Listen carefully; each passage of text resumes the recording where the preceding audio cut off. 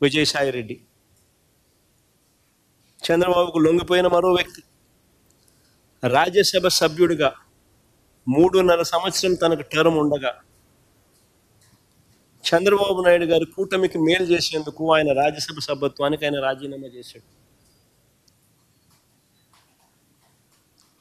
వైఎస్ఆర్సీపీకి ఎమ్మెల్యేల బలం లేదు, మళ్ళీ రాజ్యసభకు వైఎస్ఆర్సీపీ పంపించే అవకాశం ఉండదు అని తెలిసి, తన రాజీనామా వల్ల చంద్రబాబు నాయుడు గారి కూటమికి మేలు జరుగుతుందని తెలిసి తన 3.5 సంవత్సరం టర్ము ఆ కూటమికి తాను ప్రలోభాలకు లోనై అమ్మేసి,